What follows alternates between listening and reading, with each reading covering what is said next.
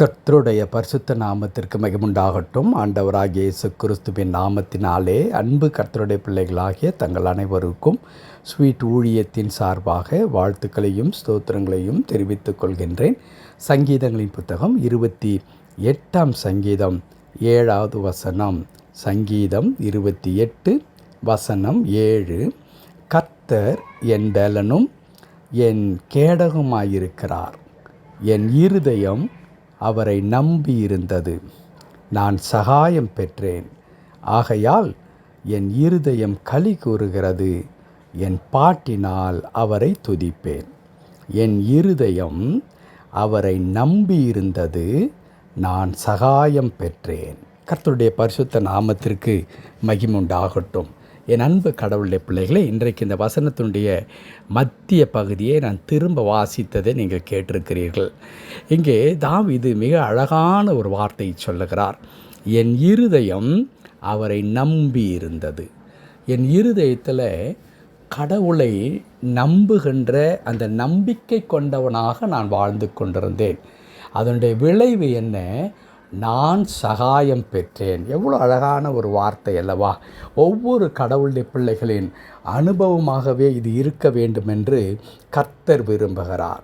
நாம் கடவுளத்தில் இருந்து ஒத்தாசைகளையும் உதவிகளையும் பெற்றுக்கொள்வதற்கு ஒரு பெரிய தகுதியை கடவுள் நம்மிடத்தில் அவர் எதிர்பார்க்கவே இல்லை. நீ இதையெல்லாம் தினந்தோறும் செய்திருந்தால், இந்த பரீட்சையெல்லாம் நீ தேர்ச்சி பெற்றிருந்தால், இதையெல்லாம் நீர் எனக்காக கொடுத்திருந்தால், அப்பொழுது உனக்கு என்ன வேண்டுமோ அதை குறித்து நான் சிந்திப்பேன், அதை குறித்து நான் பரிசீலிப்பேன் என்று ஆண்டவர் ஒருபோதும் சொல்லுவதில்லை.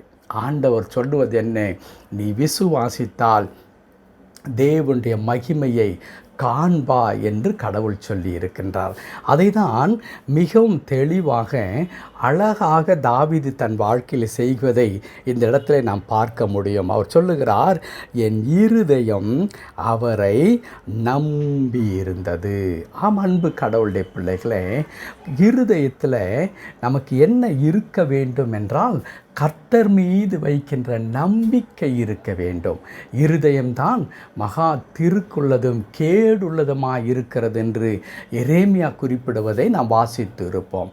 இருதயத்தில் கடவுளை விசுவாசிக்க முடியாதபடிக்கு அநேக காரியங்கள் நமக்கு தோன்றுவது உண்டு. கடவுளை தவிர்த்து விட்டு நாம் எதையாகிலும் செய்து முன்னேறி விடலாம், எப்படியாகிலும் நாம் வாழ்க்கையில் வெற்றி பெற்று விடலாம், எதையாகிலும் கொடுத்து எதையாகிலும் வாங்கி வாழ்க்கையில் நான் ஒரு பெரிய இடத்திற்கு வந்து விடுவேன், நான் விரும்பினதை நான் செய்து முடித்து விடுவேன் என்ற ஆலோசனை எல்லாம் இருதயத்தில் இருந்து பிறக்கின்ற ஒன்றாக இருக்கிறது. அன்பு கடவுளுடைய பிள்ளைகளே, மாம்சமானதை தன் புயபலமாக்கி கொண்டு என்று அதே எரேமியா சொல்லுகிறாரே, அதற்கு அர்த்தம் என்னவென்றால், இப்படி இருதயத்தில் அவர்களுக்கு ஒரு எண்ணம் வருகிறது. அது என்ன? எனக்கு யாருடைய, குறிப்பாக கடவுளுடைய ஒத்தாசை என்பதெல்லாம் அவசியமில்லை, ஏனென்றால் எனக்கு எல்லாம் இருக்கிறது, என்னால் சாதித்து விட முடியும் என்று நினைப்பார்கள். ஆனால் தாவீது சொல்லுகிறார், நான் ஒருவேளை ராஜாவாக இருக்கலாம், எனக்கு அநேக அதிகாரங்கள் நிறைந்தவனாக நான் இருக்கலாம், ஆனால் அதெல்லாம் எல்லா நேரத்திலும் எனக்கு கை கொடுக்காது. ஒருவேளை நான் ஒரு சுகமான வாழ்க்கை வாழ வேண்டும், என்னுடைய வாழ்க்கையில் நான் எல்லா நன்மைகளும் நிறைந்தவனாக நான் இருக்க வேண்டும் என்றால் என் இருதயம் கடவுளை நம்பினது ஒரு இருதயமாக இருக்க வேண்டும். ஆகவே என் நம்பிக்கையை நான் கடவுள் மீது வைத்து அந்த நம்பிக்கையை என் இருதயத்திற்குள்ளாக நான் வைத்து கொள்ளுகின்றேன். அதனுடைய விளைவு நான் சகாயம் பெற்றேன். ஆம், அன்பு கடவுளுடைய பிள்ளைகளே, ஆண்டவர் மீது வைக்கின்ற ஒரு நம்பிக்கை இருக்கிறதே, அந்த நம்பிக்கை நிச்சயமாய் நமக்கு கடவுளிடத்திலே இருந்து உதவியை, சகாயத்தை கொண்டு வராமல் இருக்கவே முடியாது. ஏனென்றால் நாம் அவரை நம்பி இருக்கிறோம் என்பது கடவுளுக்கு நன்றாக தெரியும். தம்மை நம்பின பிள்ளைகளை ஆண்டவர் ஒரு நாளும் கைவிட மாட்டார்.